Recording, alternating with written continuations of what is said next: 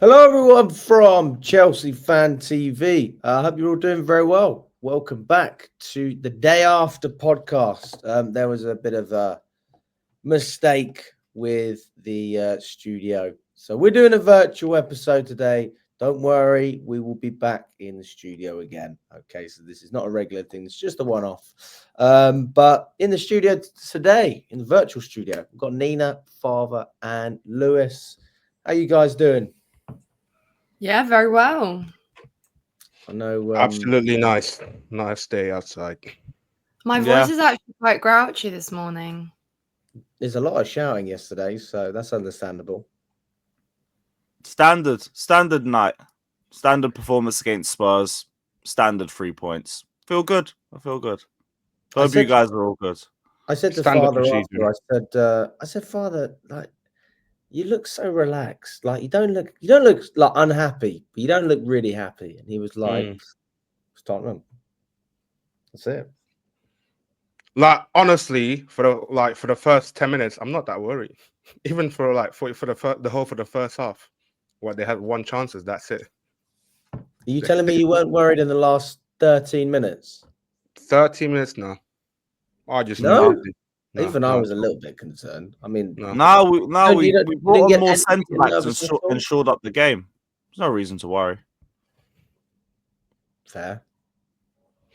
Oh mate, I'm not gonna lie. I mean, that was the most entertaining game that I can remember in probably that we've played in 2025. To be fair, and considering it was a 1-0 like that's mate, an entertaining 1-0 is that's beautiful, mate. Because See that the shows that difference you in can the way play good Spurs football play and keep compared to clean the other sheet. teams, though. What's that, mate?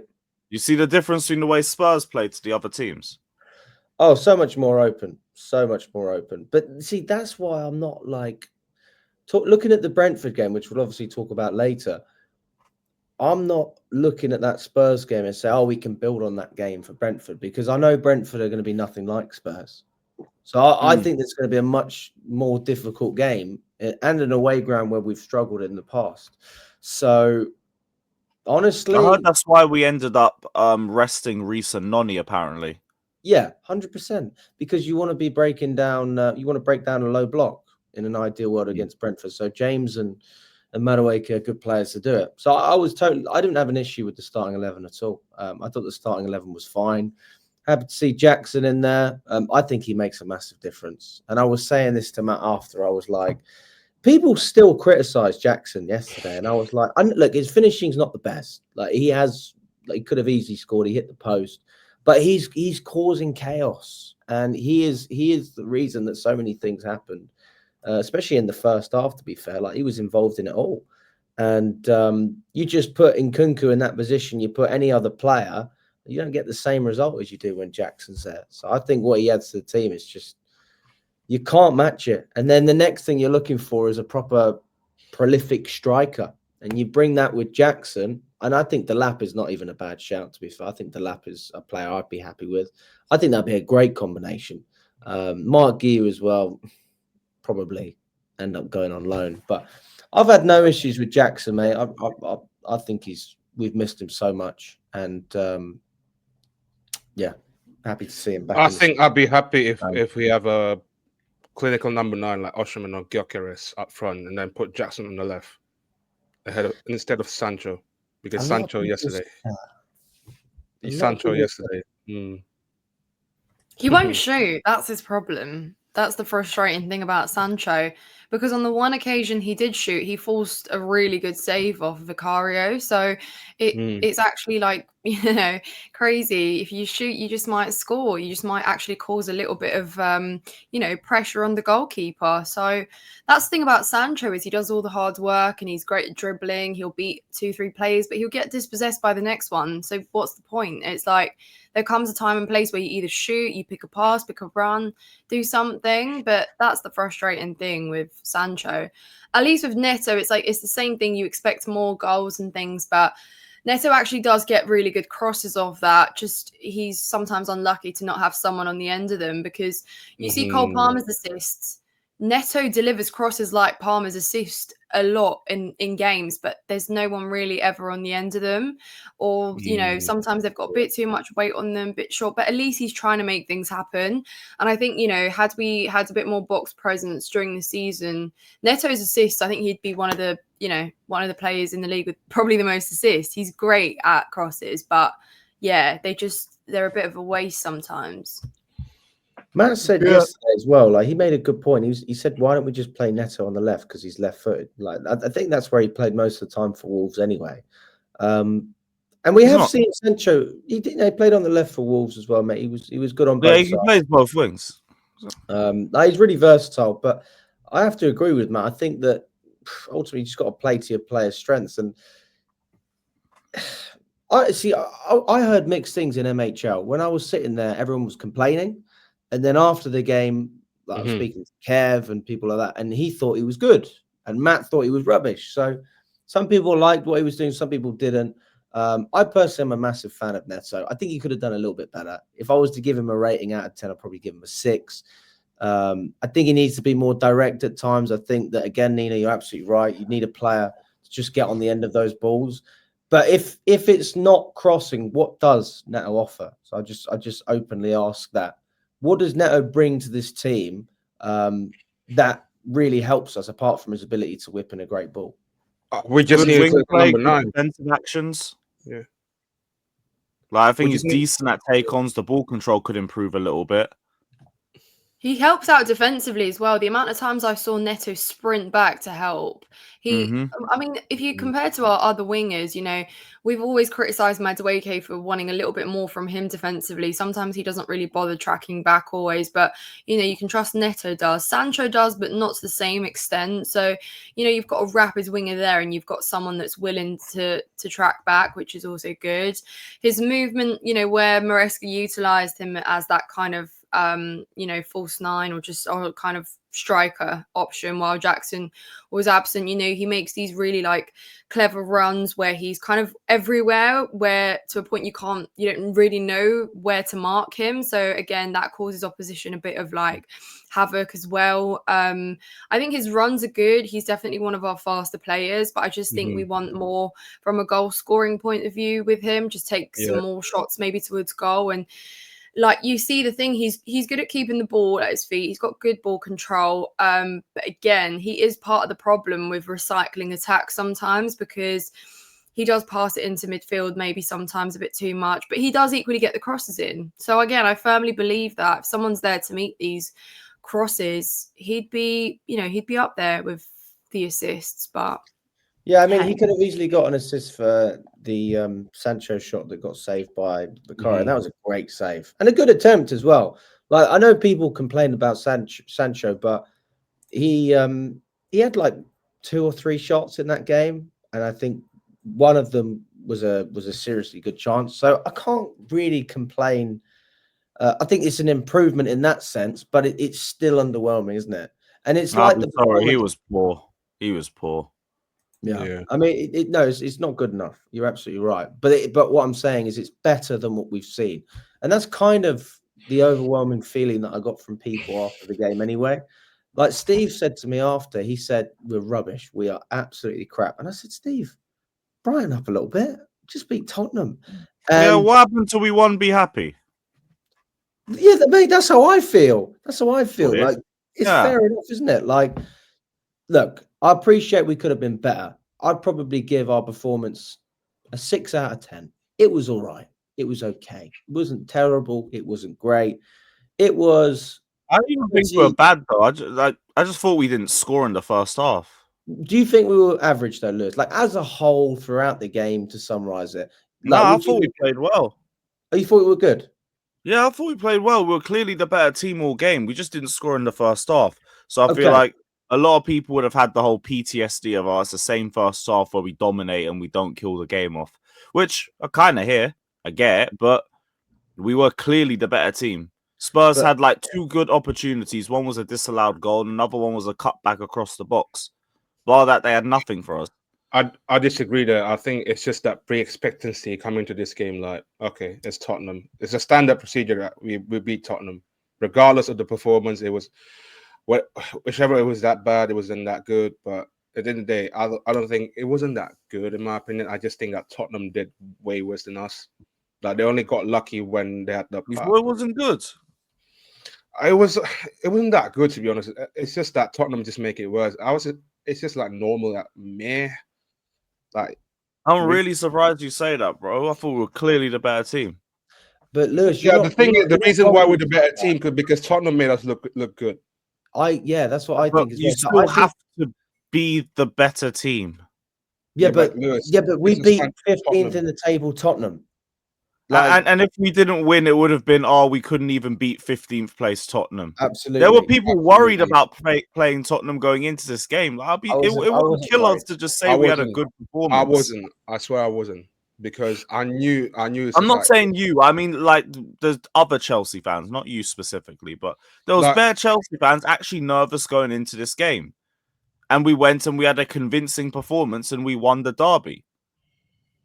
I'm with Lewis on this one. And the thing is, like, we scored first and we actually controlled the game till the end. Like, I know we're all for entertaining games. Trust me too. And Alex, you said at the start that this was one of the better ones that you've watched, the more entertaining ones. Because let's be real, we've been quite dire and dull, but everyone wants to turn up for a derby. Following the Arsenal one before the break, that was dull, that was boring, that was unexpected. Yeah, we lost it as well, so obviously that adds to it. But it'd be different if we rocked up on the day and we actually made it difficult and we had something up our sleeve. But that's the thing, we've been very predictable in the way we played. But at least this time we scored first. We controlled the game. I know we didn't really trouble or test Tottenham that much in the opening minutes, but the 4-3, it was entertaining, but we shipped 3 goals against Tottenham that day and we had to overturn a 2-0 deficit. And again, things didn't really look that straightforward. We had 12 minutes of added time yesterday, but even in that game, obviously Son scored very late on. But it's the fact that at least we got the 3 points and we got a clean sheet, and it's a London derby. So while I understand that it doesn't probably fill Chelsea fans with a lot of confidence that the performance is something that will help you get results for the tougher run we have coming up, I get that point of view. And I said you can be happy about beating Southampton and Leicester, but again, those performances cut it against those teams, but they probably won't against, again, the teams that will come up and play. You got Liverpool, Forest, Newcastle, Brentford, even you can throw into that category. But yeah, it's just like, I don't really get what else people wanted. Yeah, it would have been nice to score 2-3 goals, certainly, but Tottenham also had a couple chances. That game could have gone either way, but the fact that we saw it out till the end, Enzo brought a little bit of a cushion on with the defenders to make it a bit easier to see out at the end. Recognise it actually would have been a bit naive to think that maybe Tottenham couldn't have scored there at the end and perhaps brought on another attacker. That would have been something we'd criticise him for after. But yeah, I'm happy. It's happy days. So I think it's also to that pre-expectancy thing by some of the people that we got Tottenham next game, we should beat them comfortably 1, 2, 3, whichever really, and that's why I feel like there's a massive difference with the people that is worried about Tottenham and also the ones that are, it's Tottenham. It's a relaxed thing. Like, you're in a relaxed. Even then, would we say it's not a comfortable performance? Look, the truth is, it doesn't matter about I don't think the scoreline is even the problem here. And I don't think that was the problem yesterday with fans who are unhappy. I think it was the performance, the performance as a whole. Because I agree with what you're saying. It was good enough to beat Tottenham. But the concern is that going to be good enough to beat Brentford and Ipswich and Fulham? And that's a genuine concern. And then you think, fucking hell, we're questioning those games. Brentford and Ipswich? Yes, absolutely. Playing the way we play. We're really concerned about our performances going into Brentford and Ipswich. Like, Brentford away, I might hear it, but like, they're not really in form either. Lewis, they're going to sit back, so it's going to be totally different to Tottenham. So we have to take this with a pinch of salt. I'm looking at the nature of the oppositions that we're playing and the way that we've been playing, the results we've been getting over the last couple games, and I'm really thinking, okay, concern for Ipswich and Brentford. Look, one thing that I can say is I think the performance is much better than what we saw in both Brighton games. It was good enough to beat Tottenham, so I guess you could take a positive. Obviously, we probably could have potentially got a draw against Villa away. It was better than Southampton. It was better than Copenhagen. It was better than Leicester. It was better than Arsenal. All right. So it's better than all of those games by a country mile. But then you say, were those games any good? And they weren't. They weren't. So the standard is really low. And then you're saying, okay, we got the win. Brilliant. But it didn't look great. It was fine. It's fine. But we can't dress it up as if it was some sort of tactical masterclass from the manager and as if every single player was performing to the best of their ability. Like, I'm not even trying to dress up as that. I'm just saying it was a good performance.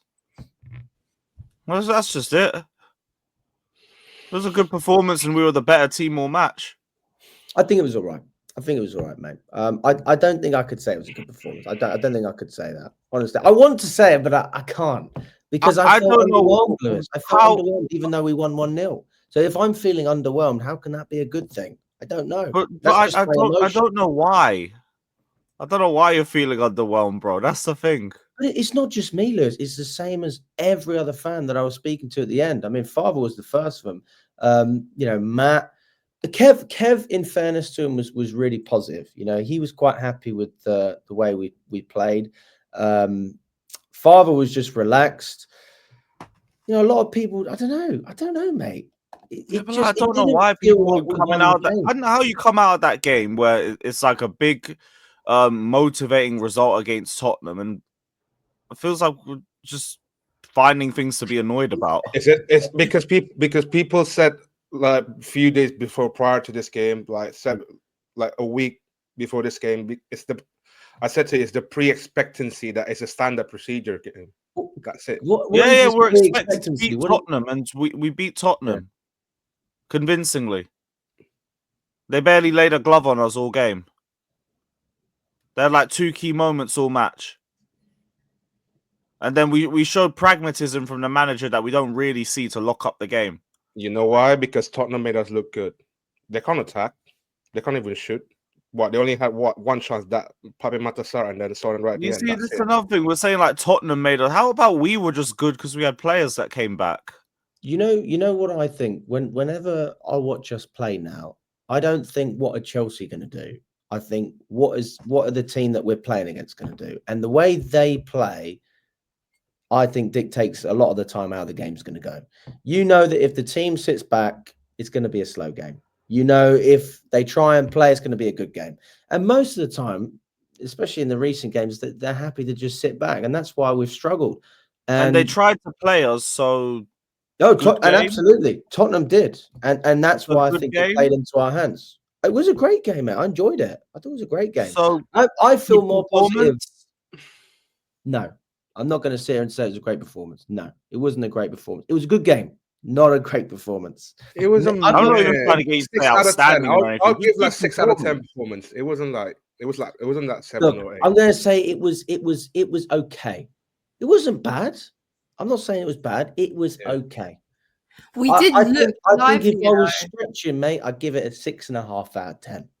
But if you were at least a little bit entertained yesterday, then obviously it was a better performance than we've seen. Not necessarily. I could have been entertained and seen 3 own goals. I mean, that was. I was so bored during Chelsea Arsenal, though. I wasn't bored yesterday because I actually saw better football. No, it's entertaining, but that doesn't mean that it was convincing. Yes, but we looked livelier in attack, and that's something that we haven't looked, in recent games. But why? Huh? Why? Why we look lively though? That's the thing. Why? Because again, Jackson I think and Palmer are back.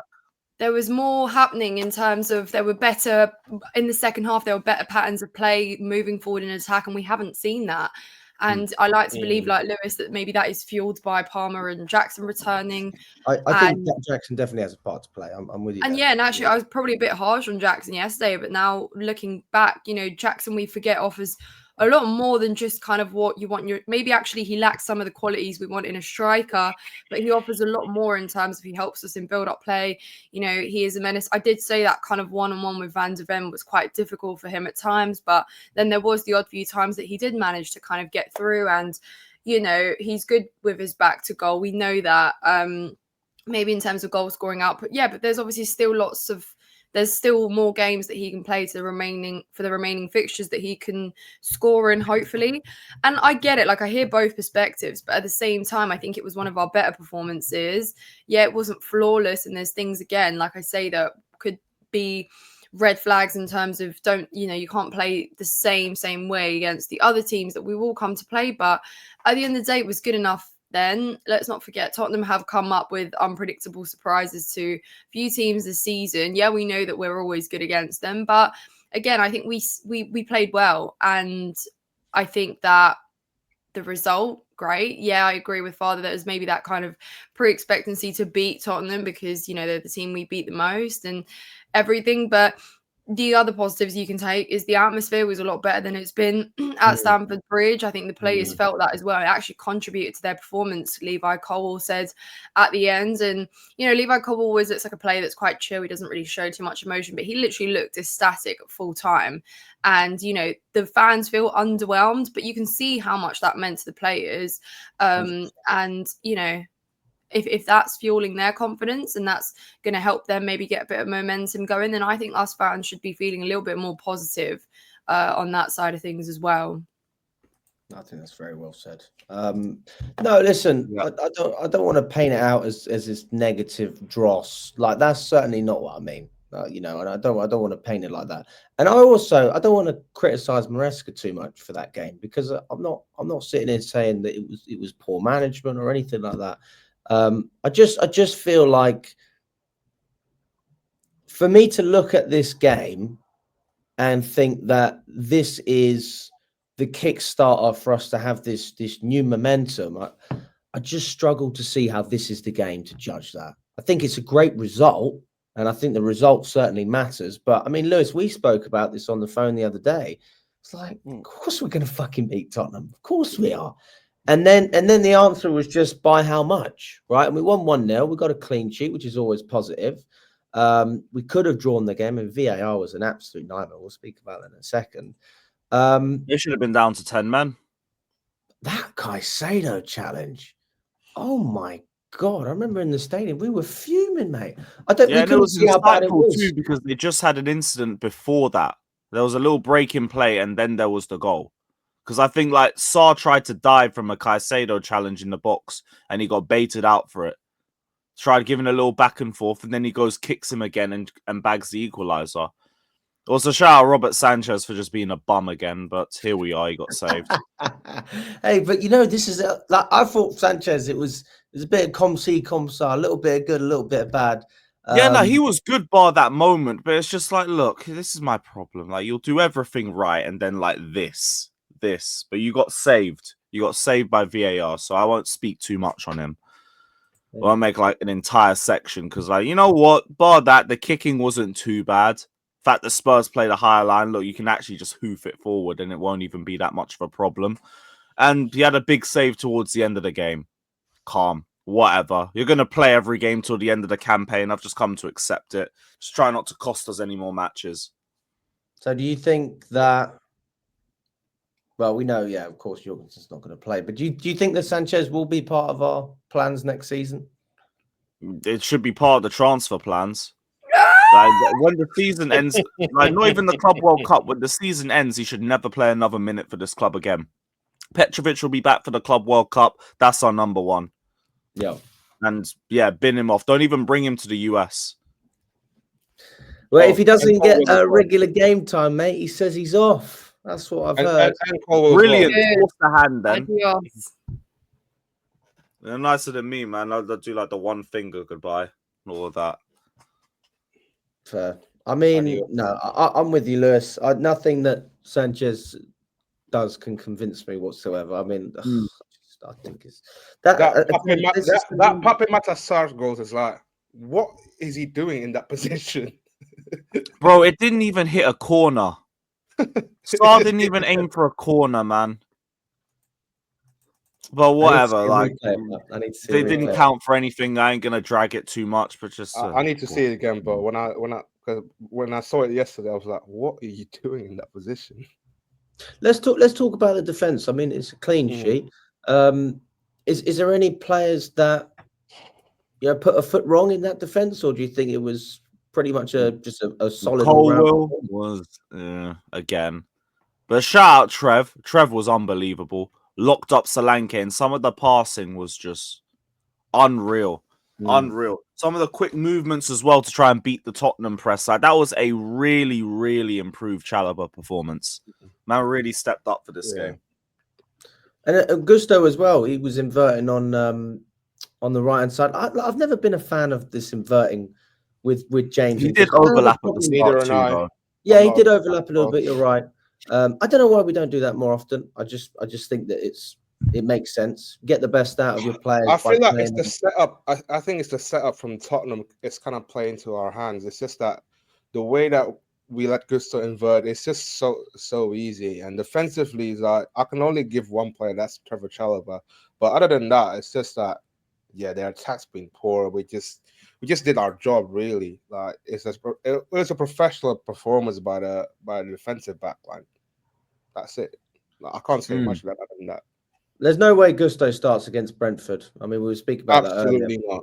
James will start, and but Fofana's out, so he won't start. So we'll probably see Tosin back in the squad. No, actually, no. Chalobah. It's probably be Chalobah and Colwell again. Probably. Pereira on the left hand side. I mean, basically the same with 3, just changing Reece James. Or maybe see Badia Shield get dropped back into the lineup. I don't know. It depends on how much you want to rotate. Maresca will choose player on the base of last performance, and that's why it's going to be the same whole backline on Sunday. That and training. He has said that would play a part as well. Well, to be fair, there's a press conference in the next couple of minutes. It's about half an hour from now, actually. But yeah, we'll find out. It'll be interesting to see what we're doing for Brentford. I think that Badia Shield will probably end up playing against Warsaw, though. So I'm not sure if he'll play. Yeah, I can't wait. I can't wait in front of the. You're going to Warsaw as well, Father. Have you still found someone to share your hotel? No, did you get a ticket? Yeah, we both got a ticket. I got a batch 3 ticket, actually. They actually got to batch 3? Yeah. Bruv, the ticket still went on sale late last night. They didn't even sell out. All the complaints I saw about the allocation. I thought that wouldn't have made batch 2. Does. Hey, make up to fair play. Let's move up to the midfield now, guys. I mean, Enzo Fernandez, he scored that goal. I personally thought it was poor defending from a Tottenham perspective, but Palmer was the one who made it happen in the end. He had the shot, and then he ended up whipping in the ball for Fernandez to get on the end of it. I mean, Nina, you were right behind the goal, just like me. What did you make of the goal and Enzo Fernandez's performance as a whole? Oh, it was a brilliant goal, and it was a brilliant performance as well. And, you know, the pat of the badge as well, and the way he celebrated it, everything about the goal and the Enzo's performance, I thought, was absolutely great. Some of the passes he made in that game, by the way, were outrageous, can I just say. Some of the long balls that he had to our wingers were genuinely outstanding, and that's just Enzo Fernandez for you. That's why we paid the fee we did, and we wanted to see that potential. We saw that potential and we wanted it to unfold into something great, and I think it has. But the way he's been so crucial in our build-up, and not just that, clearly our goals as well, because he's getting on the end of some of these. And I mean, I never quite envisioned that Cucurella and Enzo would get as many headers, being the last kind of man up top. But, you know, there you go. And yeah, just wonderful. And I think, you know, Caicedo equally, I think them two, for me, have just been such standout performers, and the fact they can do it so consistently now is probably the even bigger flex, because it's all fun and games when you can do it and then go missing 2-3 games and then show it again. But the fact that it's become a consistent kind of standard procedure is just so amazing to see. You know, we got to a point where we're like, actually, like, we've taken it as it's become so normalized how good Caicedo is as well, that you don't often speak about it enough. But I think the pair of them are so great. You know, there were days we dreamed of seeing a great partnership between the two. And I think individually they're so great, but you can see that together now the chemistry is there, and the understanding of each other and their roles in this system is very evident. And obviously Enzo Fernandez spoke and praised Maresca after, and actually said that the reason he's getting into these positions and the reason he's playing this way is because Maresca's teaching him how to do it in training. So it's obviously working in that regard. So I guess that's something right that Enzo's doing. But it's just so great to see that passion. You know, we've been so deprived of seeing players willing to play for the badge and be committed to this team. Standards have been in the bin. We had so many players, and I said this to you yesterday, Alex, that we're just ready to move on from Chelsea and just barely even wanted to be there.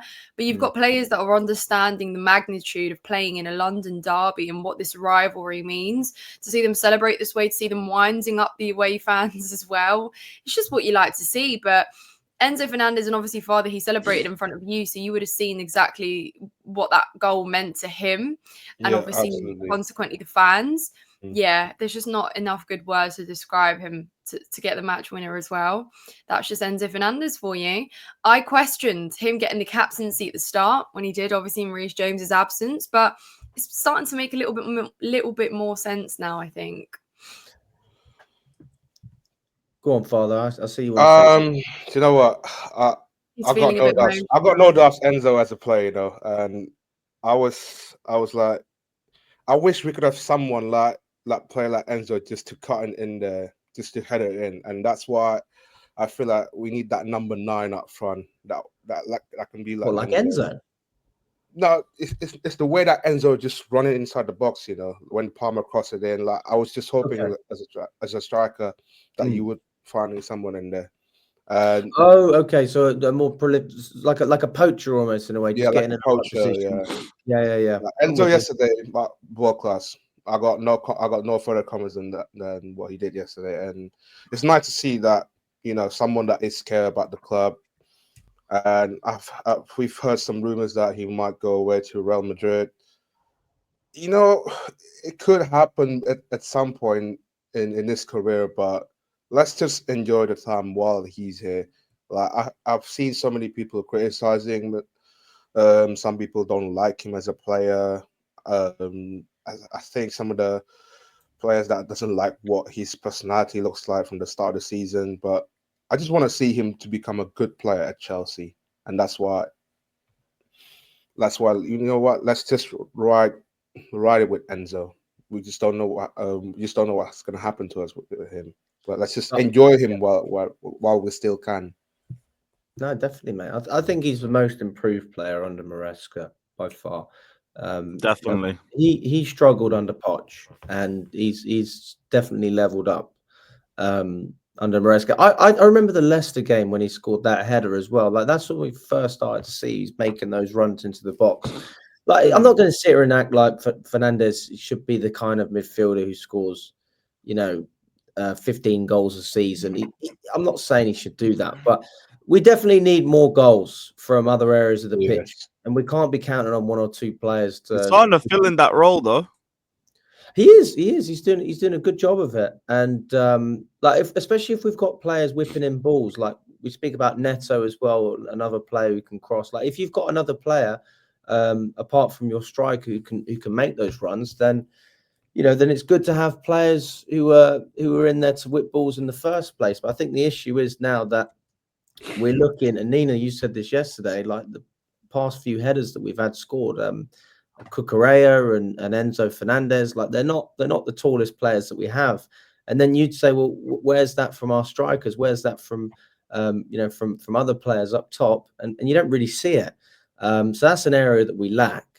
So if we can combine that with having strikers as well, like you said, Fathur, that are getting in the same positions, I think you'll be in a great position because you have multiple threats as well. Like not only can he get in the box, but he's got good technical ability.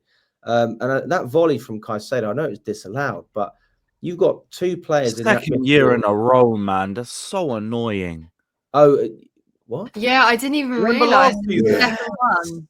Did he? That one was so good as well. Yeah. Was that ruled off? Yeah, the first one turned into a penalty and a red. Against what? Against Tottenham? Was it against? Yes. Yeah, the one. Do you remember he scored from outside the box and then they got pulled back for a penalty an offside. Then they checked a penalty call and a red in the same build-up. Can we just 2 appreciate years in a row Caicedo's he's been literally wrong. bangers only? He doesn't score bad goals. Like, the Nope. United one, you look at the Bournemouth one on the last day of the season from the halfway line. He's ridiculous when he scores goals. He's like, hey guys, I don't do this often, but when I do it, you'll remember. You'll remember the It's like goals. Kovacic when he Even was his there. goals are just only high quality. This brother is worth every single damn penny. And like as soon as Sanchez leaves, I'll say, you know what, it might have even been worth bringing him in to just confirm the transfer. I won't say that until he goes though. Damn. I'll be honest with you. When he went down, I've always had it in my mind, right, that part of the reason why we got Caicedo was we had to take Sanchez as part of it. It's like, look, if you want him, like, take this brother with you as well. I'll be honest with you. When something good. When Caicedo went down, for, what was it, like the first 5 minutes? I was so scared. I was ready to wrap up the whole season. Just say, yeah, you know what, we're done. We're getting like 6th or 7th, whatever. But you don't fancy a Dewsbury Hall Enzo partnership for the rest of the season? He played in most that in defensive transition is scary. Yeah. I tell you what, though. Let me ask you guys this, because I've seen this over Twitter, and I've said it myself actually once or twice. I'm suspended. Like the comparisons between Kante, I think they're actually quite fair. I think that the difference between Caicedo and Kante is, I don't think anyone can compete with Kante's defensive ability when he was at his peak. I mean, I've never seen anyone be that good. Like when the other team are counter-attacking or they're making a run, the ability to just come around and win the ball back. I mean, Kante was second to none. And don't get me wrong, Caicedo does it, but it's different. But he has the technical ability and the range of passing and the ability to shoot as well that I think is a level up from what Kante could do. So I think when you look at Kante, he really suited Chelsea at that time under Conte. You know, that's a slightly more defensive structure. And then Sarri came in. He wasn't as good, if we're being honest, because he got moved over to the right, slightly further up the pitch. But when he was at his best for those 2 years, he was magical. And I think what we see with Caicedo is that modern day holding player who can do it all. And I think in the modern, like if you were to sell Caicedo today, his value has to still be over around 100 million. I mean, I don't see why any club wouldn't pay that much money for a player who's so good. I demand 200. 200 with add-ons. Resale value's gone up now, so it should be 250 roughly. Yeah, bro. If someone's trying to buy him off us, they're breaking the transfer record, or they can just hang up. How old is he? 22. Like 22. Oh, wow. I thought it was 23. I swear down, but he needs to be the next one locked up on that 9-year contract. He needs an extension. How many is he on? 7 years? Yeah, just a 7. Just a 7. Just a 7. Yeah, it's Caicedo. That ain't enough for me. I need him extended end of the season. Well, 7 is technically 5, isn't it? That's the way. Just retire him at Chelsea, and there you go. Because you know what? Like this guy was worth bringing back the 25 shirt for. He actually was. Doing the whole 26 with Cole Will was a little bit and everything, and then we've given him Silva's number after that. Yeah. Oh, it was Koulibaly. Oh, brother, even worse. He gave. You remember the video where he called John Terry in the car, and he was like, "Can I have your number?" And John was like, "Yeah, no problem, mate." Yeah, Let me not speak about my thoughts on that one, bro. I'll save that one for backstage. But yo, we've given the 25 to the right guy. And you know what, mate? If we want to retire that and save it for someone special after that, I understand. Because you know what? Perfect segue between the pair of them. Like, he's carrying on the legacy very well. And in terms of Kante, the comparisons, I agree. Like, I look at both of them. I could argue maybe Caicedo's got the better passing. Because I remember in the last couple of years, I used to be very annoyed. Yeah, I used to be very annoyed with Kante's final ball in the last few years. It used to be something I'd argue with his stands about constantly. And then in terms of the breakup play, maybe Kante would have the better engine. But even then, I don't think it's by much. Because Caicedo's got the same engine. Near enough the same. It's just like N'Golo's just got the better CV. Because man, like carried Leicester to a title, bossed it with us immediately. That's probably what the real difference comes down to. The fact that Kante just did more at a quicker rate. And Yeah, that's about it. But I think when everything's said and done, it's going to be a mad argument. People talking about Caicedo or N'Golo Kante. I really do. Just as long as he remains on this trajectory. Apart from 2020, Kante has won every single trophy though that's been presented to him. Like the first year Leicester, and then the second year won the league, then the FA Cup, then the World Cup, then the Europa League, Champions League, Super Cup, and the Club World Cup. Like CV wise, like Kante's miles ahead at the moment. But I don't know about the next couple of years. But yeah, at the moment it's like comparing them to Kante at the moment. But let's see the next couple of years. But at the moment, I just enjoy it. Well, we still can. Well, really. Charlie's out in Saudi at the moment, so I said to him, I was like, "Are you going to go to any of the games?" He's like, "That's the reason I'm out there, because he's watching Al Ali, Al Ittihad, Al Hilal, and Al Nassr as well. Like, Al Nassr, Al Hilal against Al Nassr this weekend. So I said to him, I was like, "Charlie, mate, just make sure you get a couple of clips of Kante for me, mate. Like, you got to get a few when you're out there." And I was like, "Yeah, while you're out, you're watching Al Ali, shout out to Mendy." And he said, "Oh, what about Koulibaly?" I said, "Maybe not. Maybe not." No. He didn't go. Those two are fine, but maybe not Koulibaly. Have I missed anyone else in Saudi? That's it. Probably. Oh, actually, who's the guy Al Khadiza's got Aubameyang. No. Oh, who's the guy we sold to Al Nassr? The young... Angelo Gabriel. Angelo. Yeah. Although he never even fucking played for us, did he? Maybe a preseason beast, bro. Preseason beast. That's it. I don't know if there's anyone else though. That's all I can think of. Now Ziyech's move fell through. Yeah, I think that is it. I think that's it. You know, one player I was surprised not to see. I don't know if I'm sure he was available. Was Tyreek George? He didn't come on yesterday against Spurs. Was he? He was on the bench, right?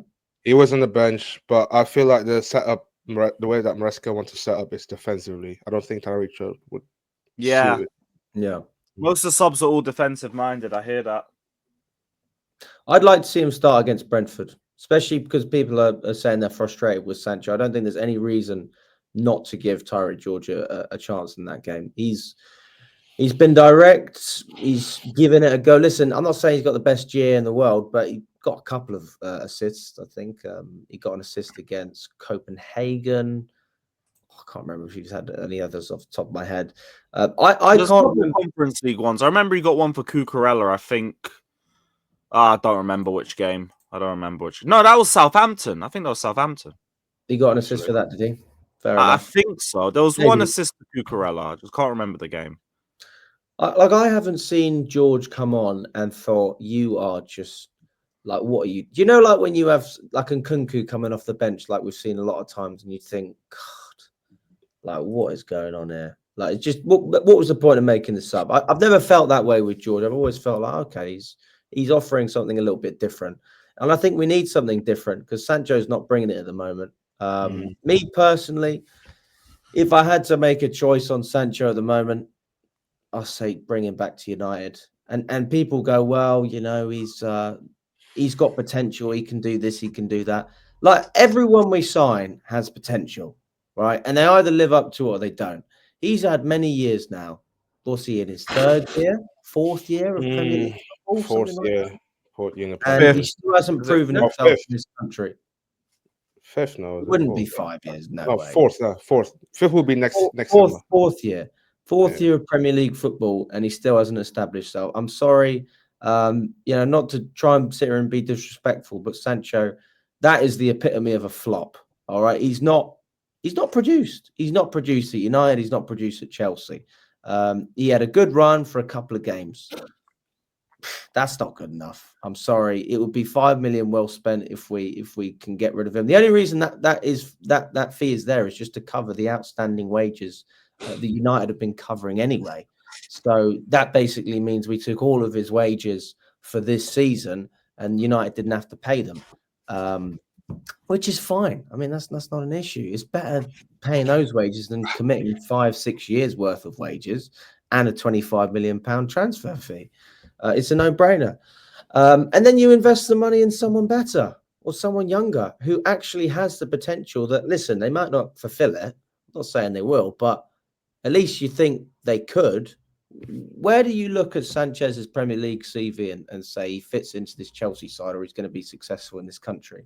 Because I just was look at the good in first half Germany. of the season, but like I do also agree that the more time passes, the less you can just look back at it. Ultimately, you need to get to that player again, and he was just way too slow on the ball. And it's like I felt like Tottenham like just read exactly how he was going to play and just reacted very well to dealing with him specifically. Like he slows down the game, drags a few defenders towards him, and tries to wait for a runner around him to release the ball into. But it's like they clocked it. So they just followed the runner every single time. And like he only got 2 or 3 passes off, and the rest were all just intercepted by a centre-back. And so it just rendered him very ineffective. I think most teams in the league now have figured out how Sancho's going to play. Then I could hear that, to be honest. As a result, then Sancho's sometimes he overcomplicated things, or too many touches. he's not as sharp as he used to be from the start of the season, like the Bournemouth game or the Brighton game, let alone the West Ham game. What do you think, Nina? It could be a work rate, but it could be his attitude as well, which I hear. I don't think it's either. I don't think it's the work rate and I don't think it's the attitude. I think both are fine. It's more the decision making in terms of just shoot more. People used to say that he's got a big ego, but actually he doesn't. He is more confident. Just shoot sometimes. And, you know, he was doing well at the start, but he was getting assists. It wasn't like he was scoring goals every game, right? So that problem was still there that he wasn't shooting enough. Yeah, like Lewis said, he had runners around him, so he'd pick out a run, pick out a player, and kind of, you know, get his assist to call it a day. But right now, I think he needs to take it upon himself to just shoot. And, you know, you just might score. Like I said, he tested Vicario yesterday. That could happen more often. And if anything, you actually put more pressure on your opponent. You might force another error out of them, but you don't need to pick a pass every time. He's technically gifted, but I keep saying he spends too much time on the ball. And like you say, players have figured that out because he just gets dispossessed eventually. So what really is the point? It becomes ineffective after a moment. And while we love to see that great dribble in the tight-knit spaces, we do want to see a little bit more. So that's where you become a bit frustrated. And you can certainly, and I'm sure you felt it as well in Matthew Harding-Lower, you could see the kind of frustration with Sancho every time he did have the ball. He dribbled through a couple of players and then he was dispossessed after, and our attack was quickly shut down. So it's become very predictable and he kind of repeats it a little bit too much. So that's the problem. But, you know, I do also think that because where our system has become quite flat in the sense that our wingers get kind of doubled up on to a point they get shot out of the game, that's become a problem. And I think that's up to actually Maresca to change it. And then maybe the players, or our wingers rather, will actually be a little bit more free in the sense that they'll have more space to shoot. They'll have more freedom to shoot. But I don't know what it is, but a lot of them are just refraining to shoot. It's gotten to a point where our centre-backs have the ball miles outside the area and we're literally asking for them to shoot. That's how bad it is sometimes, because we're literally just like, have a crack. You just never know. And we need more of that, because we were scoring goals for fun and then we weren't able to score. We were still creating chances, but then slowly we slowed down our chance creation as well. But then it was like, you can't actually score goals if you're not even taking shots. So that needs to improve. And I don't think it's fair to single Sancho out for that solely, because again, you could argue our other wingers aren't exactly, you know, scoring for fun either. But certainly on his behalf, he needs to be doing a little bit more. Just shoot. But, you know, conversation would be very different if he'd scored that opportunity that Vicario saved yesterday. So, you know, it's tough, but if you try more, then you never know. Conversion rate eventually, you know, it comes through. Fathur, say what you want to say. I can't lie. I just read the news, isn't it? KDB's for free this summer, apparently. I'll tell you what, that's a great shout. On a free. Short term only. KDB. Short term only. The corpse of KDB. It's a free transfer, Lewis. I couldn't care less. There's a reason why it's a free transfer.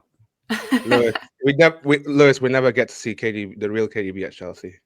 Then that It's won't just- be the real KDB. No. Free transfer. Bro, he can barely stay fit. Like, if we play him 2 or 3 games, he'll do his hamstring again. What was it like? No, like this is the perfect example of the idea is better than the execution. No. He won't No. take a wage cut though, will he? He'll want to get paid a lot. Yeah. No. He'll want a good couple $100,000. No way. And we're not even going to consider KDB to Chelsea anyway. But no, I wouldn't want him here either. I don't want him here at all. He's not nearly the same player, not nearly the same fitness. Nothing. To be fair, I admit I want that nostalgia thing again. So, but Let's hope we get another Legends game, innit? You know them one. No to KDB for me, man. Nah. Even for a short term, just to win the trophy. Nope. Bro, our midfield's stacked anyway. We shouldn't be trying to buy another midfielder for another 4 years. We've got 2 coming in the summer anyway. Mate, I couldn't understand why we didn't bring Ugochukwu back in January, but it seems like he's going to go. He's going to get sold. Even if he gets sold, then you've got a Sugo and Santos coming back. I think, by the way, that looks good as well. I've seen a Sugo. I have to admit, I'm quite happy the more I've looked into that. That's the Caicedo depth, man. And with that, that's our midfield sorted. With the 10s as well, you're going to have Kendry Pies coming back to compete for the 10 role. That's our team done. That's our midfield done. As well, Lewis, you got to think you can still get your 10 games out of Lavia. He'll get injured. Everyone's happy. Exactly. They all get their game time. Have to accommodate for that. Like, genuinely, like we shouldn't even be looking at another midfielder. That should be over. I genuinely think that the midfielder that is on loan will be sold for profit. Well, obviously, that's the whole model. What, Santos? Wait, you talking about Santos? I think Santos. Mate. No, it won't happen, Father. It won't happen. Don't say that. I don't know. I just got gut feeling in it, but do I want to see him at Chelsea? Yes, but I just got a gut feeling that. No, to be fair, we are accountancy FC at the moment and balance the books FC, but I reckon we'll be okay with Santos. We've got a lot of players that are gonna, if they're not shifted permanently, I think that we'll have a lot of loan deals going out as well. We have to be careful as well though, because if Strasbourg finish in the same European competition as us, then we have to relinquish control of them for the season. And then we won't be able to loan any players to Strasbourg. So if, God willing, we both finish in the Champions League, we've been speaking about this Kendry Pies loan and who was the other one? Amugu, the midfielder as well, that loan deal to Strasbourg. But Esteval probably won't. I don't think he'll go. But it seems like those 2 players it's likely that they will go out on loan. Then we'll have to send them elsewhere because it's obviously a conflict because of the ownership. So they'd have to put they'd have to relinquish control and put it into a trust for Strasbourg. They could relinquish control of Chelsea, but obviously they won't do that. No, they won't. They won't. So Liam Rosner's doing a great job in France. He's doing a fucking great job. That guy was the Hull City manager.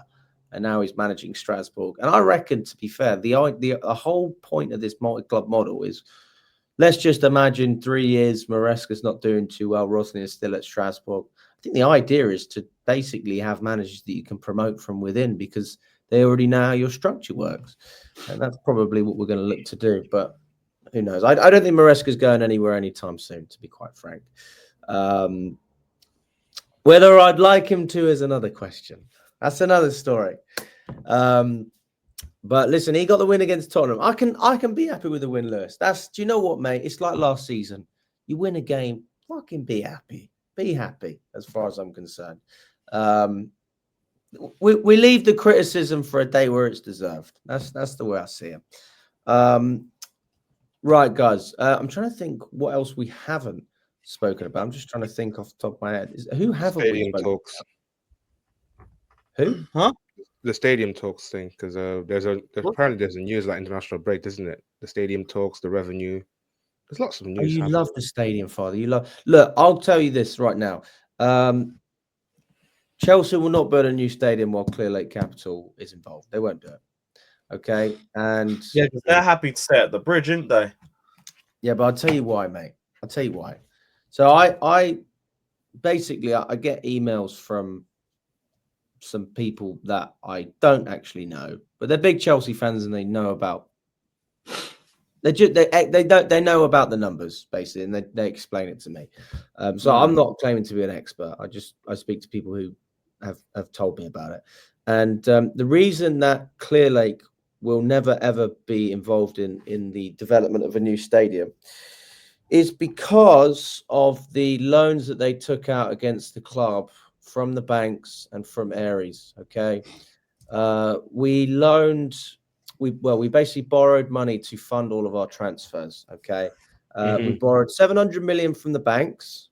All right, and the interest is paid over time, and then at the end of the period, the loan will be paid back. I should have some notes on this. It's about 750 that we 700 million from the banks, 500 million from Aries. Okay, 200. so 1.2 billion in total. The bank loan is senior debt, which means it's going to be paid back first. The Aries loan is subordinated debt, which means that basically the interest accumulates over time. So with the banks, you pay the interest, whatever it is, year on year, quarter by quarter. But at the end, you only pay 700 million, which is what you borrowed. The subordinated debt, that 500 million by 2033 is 1.7 billion, which we have to pay back, which means the total debt is 2.5 billion before anyone makes any money off of the sale of Chelsea. All right. So if we were to sell Chelsea for 2.5 billion in 2033, our ownership would make zero because the money goes to the banks and Aries, which means that it's in Clear Lake's interest as a private equity firm to increase the value of Chelsea and turn Chelsea into a cash flow, free operating cash flow. 6.6 billion USD. Well, it could be around anywhere from sort of 6 to 9 billion that they would be looking to sell the club for if, let's just say, they wanted to make a tidy profit, which is almost 2 or 3x.